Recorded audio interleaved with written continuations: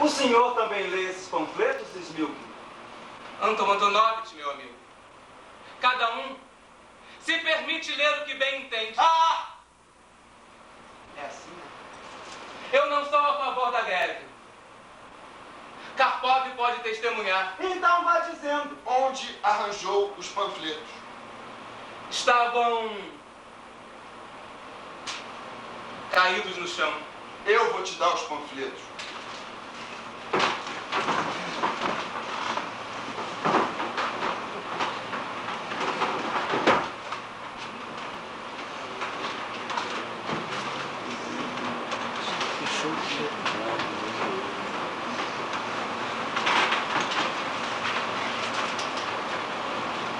Mas o homem só comprou um pepino.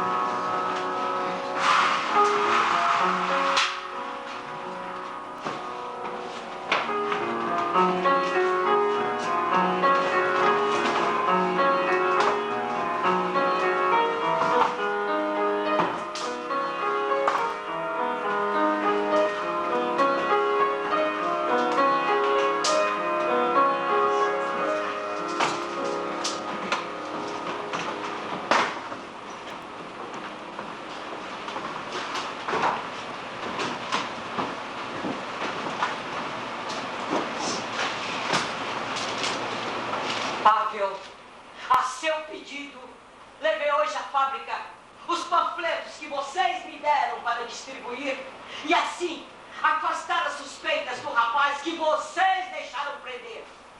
Quando terminei, tive que ver com meus próprios olhos um homem ser preso sem ter feito nada, só por ter lido os panfletos. O que é que vocês me mandaram fazer? Senhora Vlasov, nós lhe agradecemos pela eficiência do seu trabalho. Ah, você chamou isso de eficiência. E quanto ao Smilkin, que graças à minha eficiência foi parar na cadeia? Ele não foi parar na cadeia por sua causa. Ao que sabemos, ele foi parar na cadeia porque os policiais o prenderam. E já foi posto em liberdade, porque eles logo perceberam que ele era um dos únicos que estava contra a greve. Só que agora ele está a favor. Senhora Vlasov, a senhora contribuiu para a União dos Operários nas fábricas Sustilinov. Como a senhora com certeza já ouviu, a nossa greve foi aprovada quase por unanimidade. Você não queria fazer greve. Eu só queria ajudar um homem. Por que as pessoas são presas quando leem os panfletos? O que dizem esses panfletos? Ao distribuí-los, a senhora nos prestou um grande serviço. O que tem esses panfletos? O que a senhora acha? Que dizem coisas que não são direitas. Claro, senhora Vlasov, que nós lhe devemos satisfações. Sente-se conosco, mãe.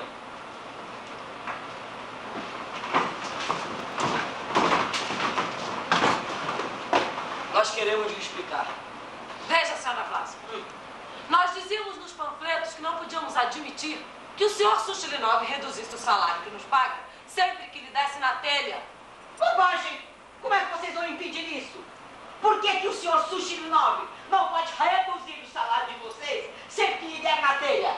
A fábrica pertence ou não pertence a ele? A fábrica pertence. Então, essa mesa, por exemplo, me pertence. Agora eu pergunto para vocês. Eu não posso fazer com esta mesa o que eu bem entender? A senhora pode fazer com essa mesa? Então, eu posso, por exemplo, partir em pedaços se quiser. Pode, senhora Vlasov, a senhora pode partir em pedaços se quiser.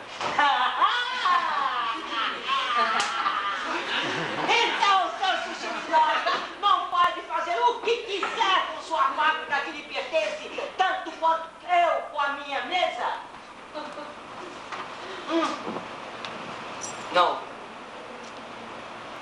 E por que não? Porque ele precisa do nosso trabalho em sua fábrica. E se ele disser que não precisa mais do trabalho de vocês? Veja, senhora Vlássima, a senhora precisa pensar assim. Ele pode, às vezes, precisar de nós. E às vezes não. Certo. Quando ele precisa de nós temos de estar lá. Quando ele não precisa, também temos de estar lá. Para onde iremos? E ele sabe disso. O senhor Suchilinov não precisa sempre de nós, mas nós precisamos sempre dele. E ele joga com isso. Entretanto, as máquinas do senhor Suchilinov estão lá. Mas elas são o nosso instrumento de trabalho. Não temos outro. Não temos mais tornos nem teares. Portanto, precisamos utilizar as máquinas do senhor Suchilinov. A fábrica pertence a ele. Mas se ele afeta, tira também o nosso instrumento de trabalho. Porque a fábrica pertence a ele tanto quanto a mim, a minha mesa. Mas a senhora acha justo que o nosso instrumento de trabalho lhe pertence? Que eu acho justo ou não acho injusto, ainda assim a fábrica lhe pertence. E alguém pode achar justo ou injusto que a minha mesa me pertença? O que a gente está dizendo é que tem uma diferença entre possuir uma mesa e uma fábrica. Uma mesa, a senhora pode naturalmente possuir, ou uma cadeira. Isso não vai afetar ninguém. Se a senhora quiser guardá-las no balcão, a quem a senhora vai prejudicar? Mas se a senhora possuir uma fábrica, a senhora pode prejudicar a centenas e centenas de pessoas. Porque o senhor Suchilinov possui um instrumento de trabalho das pessoas. E com isso pode explorá-las. Então ele pode nos explorar.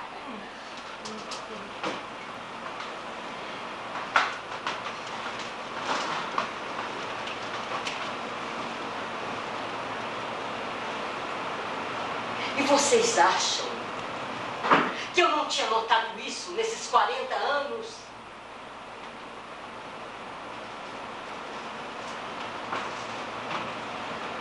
Eu só não notei é que podíamos fazer algo contra. Senhora Vlássima, agora chegamos no que diz respeito à propriedade do Sr. Suchilinov. A sua fábrica é uma propriedade bem diferente que, por exemplo, a sua mesa. Ele pode utilizar a sua propriedade para nos explorar. Mas a sua propriedade tem ainda outra propriedade em si. É que se não for utilizada para nos explorar, perderá para ele todo o seu valor. Só enquanto for o nosso instrumento de trabalho é que tem valor para ele. Quando não for mais a nossa ferramenta, não passará de ferro velho, de sucata. Ele, com a sua propriedade, também depende de nós. Muito bem. Mas como é que vocês vão provar que ele também depende de vocês? Se ele, Pavel Vlasov, chegar para o senhor Suchilinov e disser: Senhor Suchilinov, sem mim sua fábrica não passa de um monte de ferro velho. Portanto, o senhor não pode reduzir o meu salário. Quando ele der na telha, o senhor Suchilinov vai morrer de rir. Vai botar o Vlasov para fora.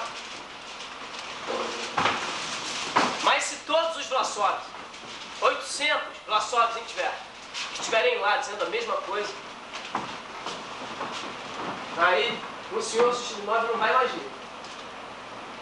É isso a sua greve? É isso a nossa greve.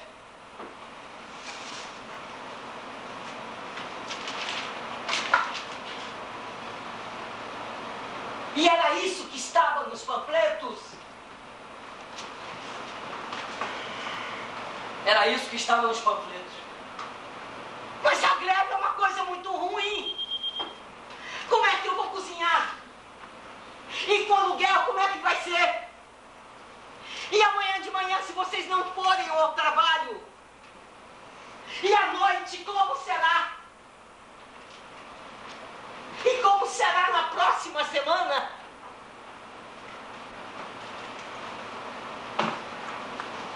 Bom, havemos de nos arranjar. Mas se os folhetos só falavam da greve, por que a polícia prende as pessoas? O que é que tem a polícia a ver com isso? Pois é, mano. polícia tem a ver com isso?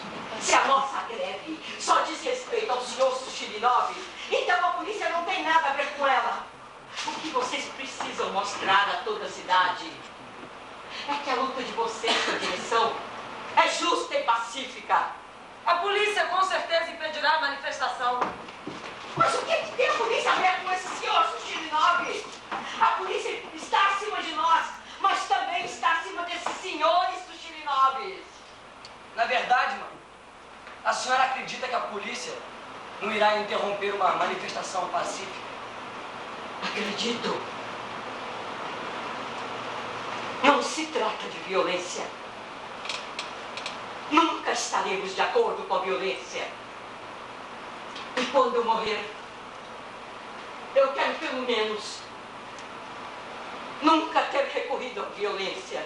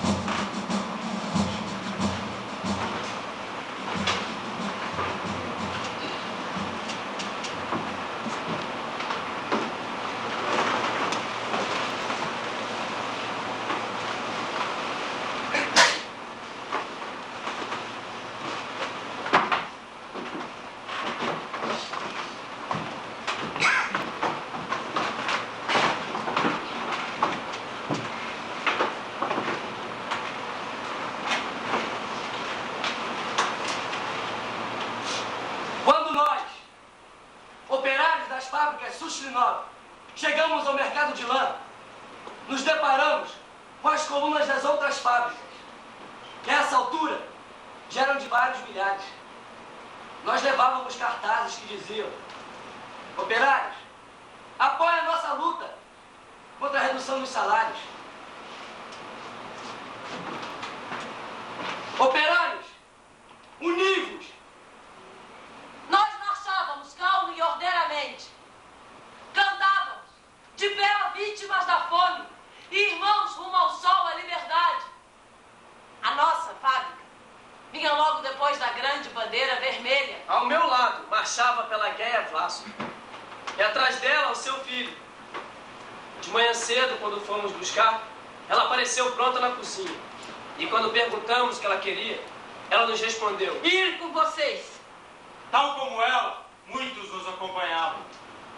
Aqueles que o rigor do inverno, a redução dos salários nas fábricas e a nossa agitação tinham atraído. Antes de chegarmos à Avenida dos Redentores, vimos poucos policiais e nenhum soldado.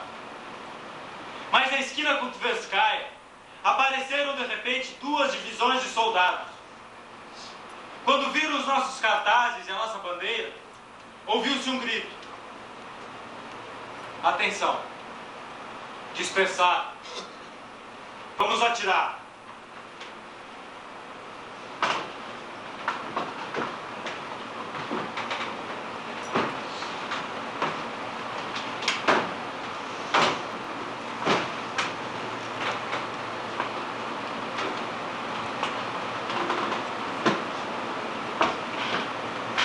E ainda, fora com a bandeira,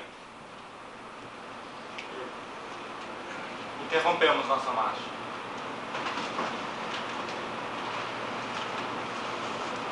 Mas os que vinham atrás continuaram a empurrar e os da frente não puderam parar.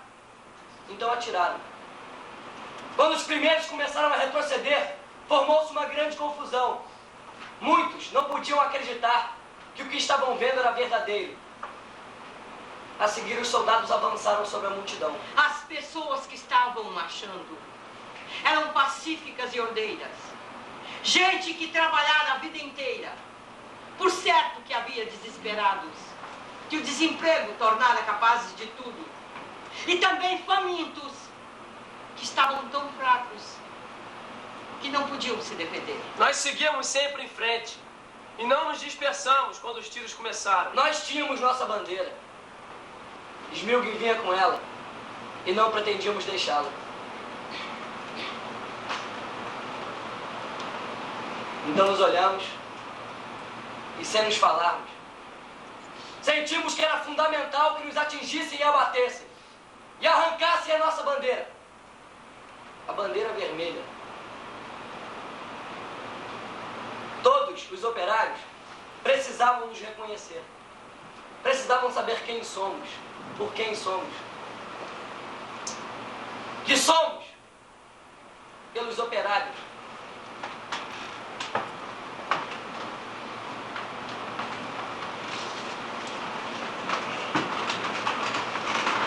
Os que vinham contra nós portavam-se como feras, pois eles recebiam sua subsistência dos Suslinovs. Finalmente todos acabariam vendo a nossa bandeira. A bandeira vermelha. Deveria ser colocada bem no alto. À vista de todos, Não só dos soldados, Mas de todos os demais. aos que não viram. Deveria ser contada. Ainda ou hoje. amanhã, Ou nos próximos anos. Quando ela voltasse a ser vista. Porque nós sabíamos, e muitos acreditavam, que ela sempre voltaria a ser vista. Durante a grande transformação já em curso. A nossa bandeira. A mais ameaçadora.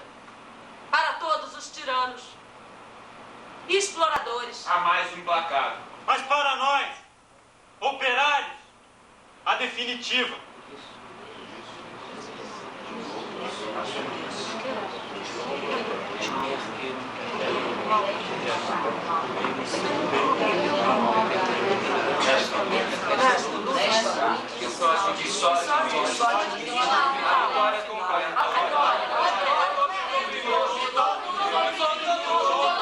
Nesse dia quem levava a bandeira era o operário Smilgin.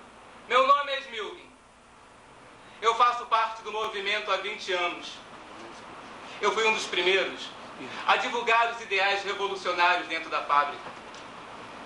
Lutávamos por melhores salários e condições de trabalho.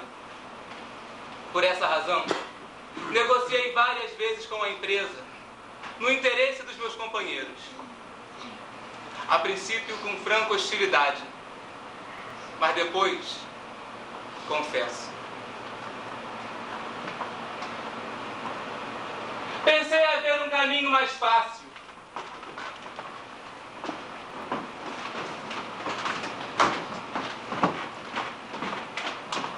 Se aumentássemos a nossa influência, pensei, poderíamos determinar o caminho das coisas. Mas isso era inteiramente falso. Agora aqui estou eu. E atrás de mim já se vão vários milhares. E aí está de novo a violência diante de nós. Devemos entregar a bandeira? Não a entregue, Smilgin. É inútil negociar, dissemos. E pela guerra Vlasova disse: Você não tem por que entregar. Nada poderá te acontecer. A polícia nada pode fazer contra uma manifestação pacífica. Então, nesse exato momento, um policial nos gritou: entregue a bandeira. e Smilgin olhou para trás. E por trás da sua bandeira, os nossos cartazes.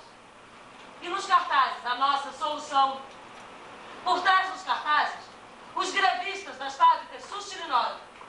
E então nós vimos o que ele, um de nós, ao nosso lado, fez com a bandeira. 20 anos no movimento operário revolucionário. No dia 1º de maio de 1905, às 11 da manhã, na esquina da Avenida dos Redentores, no momento decisivo, ele disse: Eu não vou entregá-la.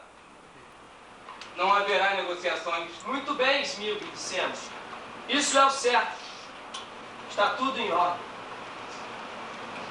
Sim, disse ele. tombou sobre o próprio rosto. Pois eles o tinham abatido.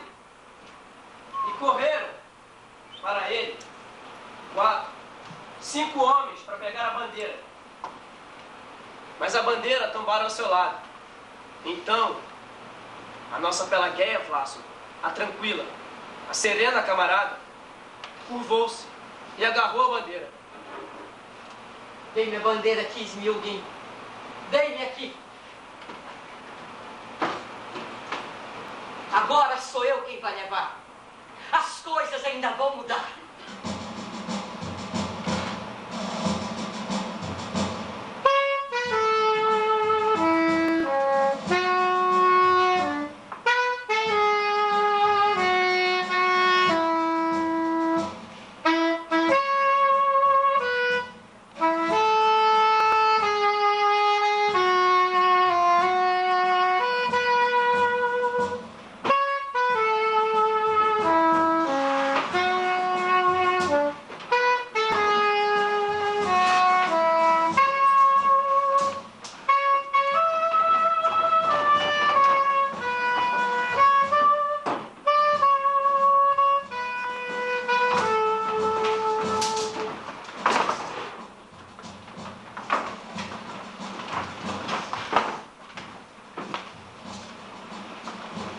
Tatiana Vesovtchikov leva a Pelagueia Vlasova, após a prisão de seu filho, à casa de seu irmão Nikolai, o professor.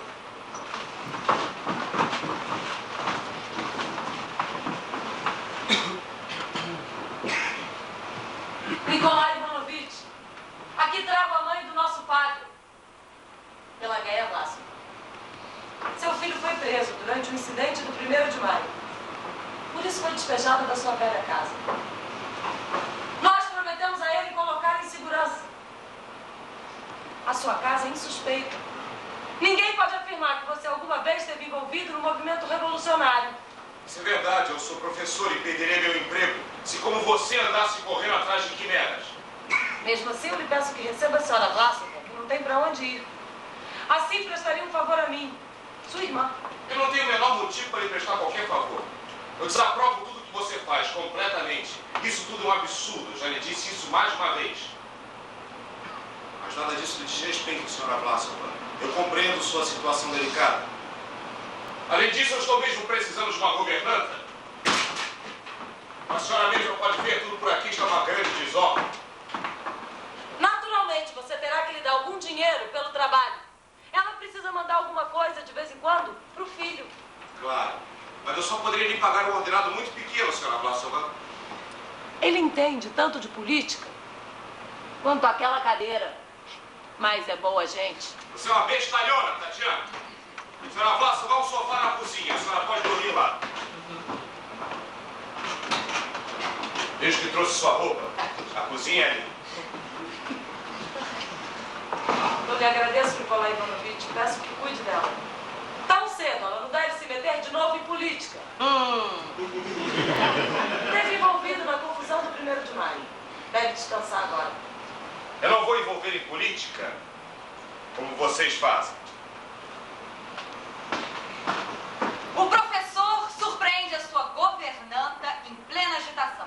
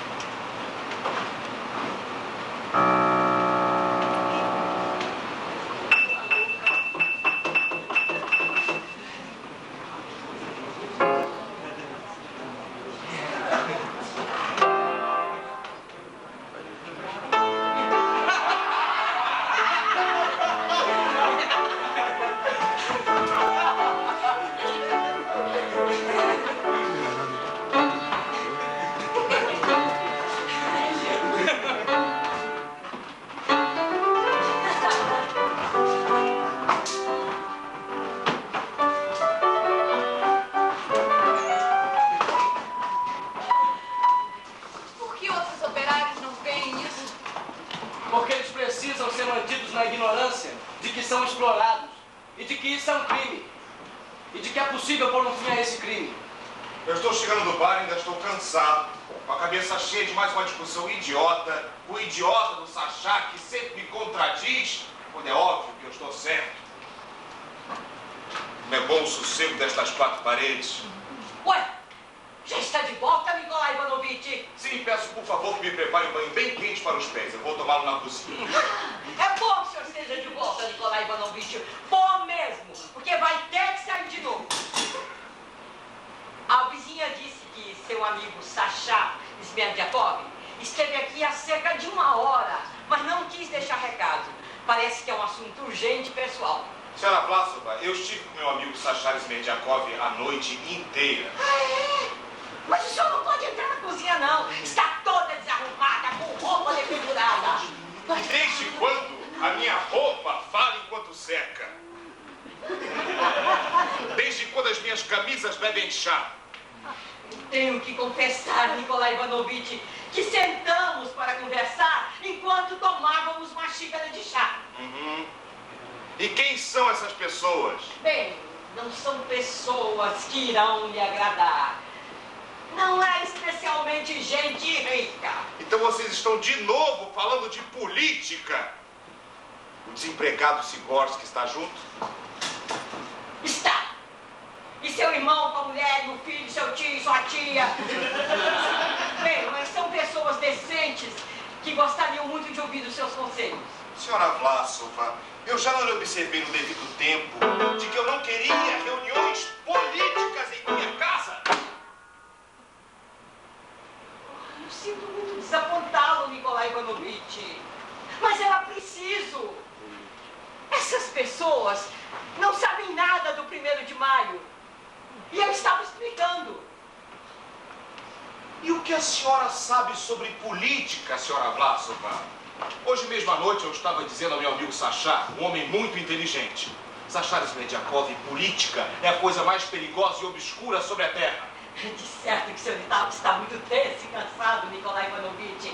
Mas, logo à noite, se o senhor tiver um tempinho, nós todos concordamos que o senhor nos esclareça algumas coisas sobre o 1º de maio que nos parecem muito complicadas. Eu não tenho com certeza nenhuma vontade de discutir com o desempregado Sigorsky. Por favor, traga-lhe um samovar, um pouco de pão e alguns pepinos. Pelageia Vlasova aprende a ler.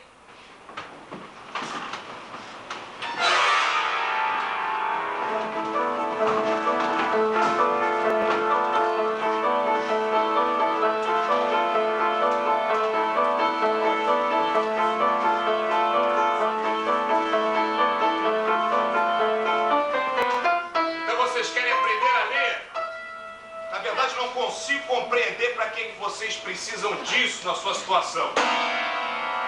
E alguns de vocês estão talvez velhos demais para isso. Mas eu vou tentar em atenção à senhora Vlasova. Todos têm o que escrever? Então eu vou escrever agora 3 palavras simples.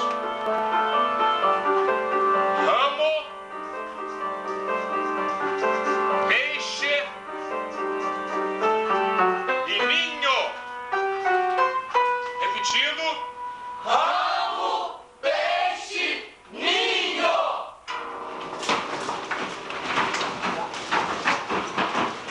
Para que essas palavras? Por favor, Nikolai Ivanovitch, precisam mesmo ser ramo, peixe, ninho.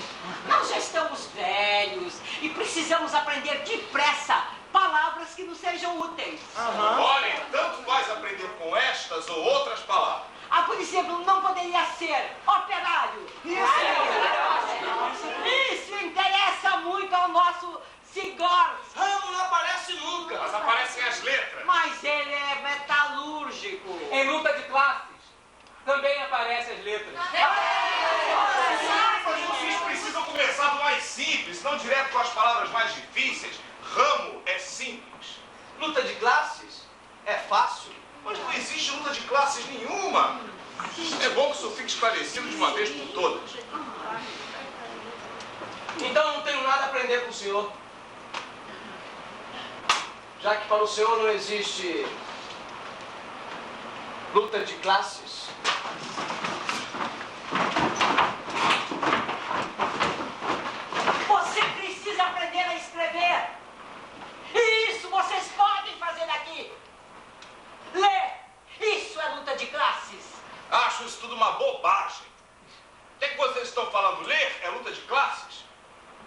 tanta falação.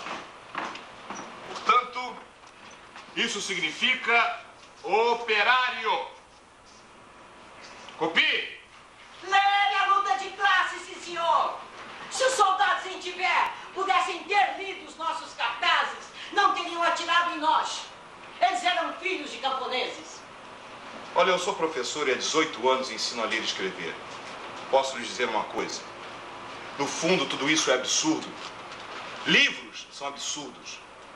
Os homens se tornam sempre piores. Um simples camponês já é um homem melhor, simplesmente por não estar corrompido pela civilização. E como se escreve luta de classes? Sigorsky, que é isso? Você precisa firmar a mão. Senão treme e a letra sai ilegível, pai. Luta de classes. Só precisa escrever numa linha certa e não sobre a margem. Quem escreve sobre a margem também transgride as leis. As gerações e gerações se vêm acumulando conhecimentos, escrevendo livros sobre livros. E a técnica avançou como nunca.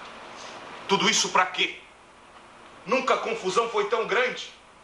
Deviam-se atirar todos esses trastes no mar para que ficassem bem no fundo. Todos os livros e máquinas do Mar Negro resistam ao saber. Às vezes eu passo horas mergulhando em profunda melancolia. Então me pergunto, os pensamentos verdadeiramente grandes, aqueles que superam aqui agora para abarcarem o sempre e o eterno, aquilo que a humanidade tem de simplesmente universal, tem algo a ver com luta de classes? Tais pensamentos não servem para nada. Enquanto mergulham em sua melancolia, nos exploram do mesmo jeito. O O de opressão é igual ao O de operário? O saber não ajuda a nada.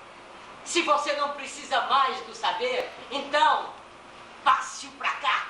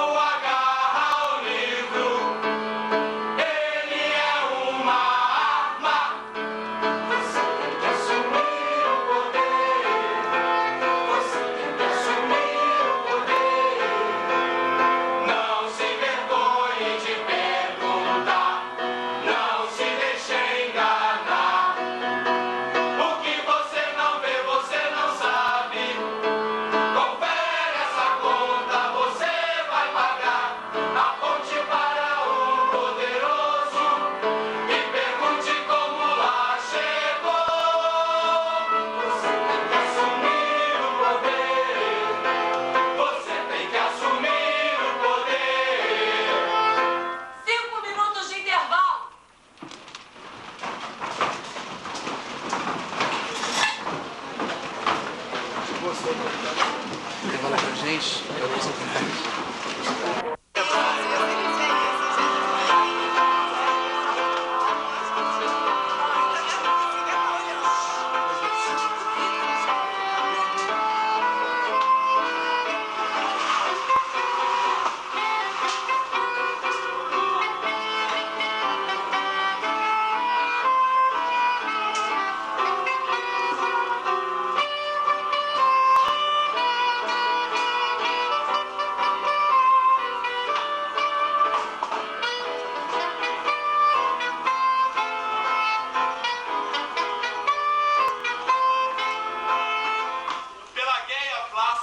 Visita o seu filho na prisão.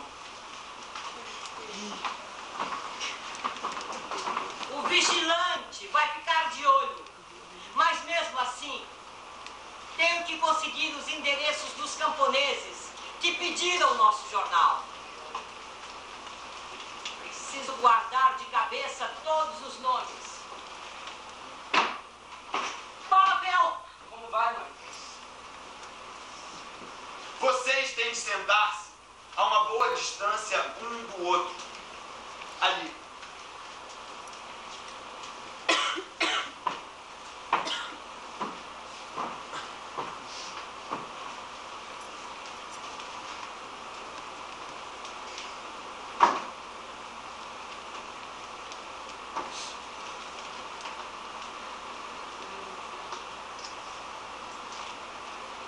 E ali.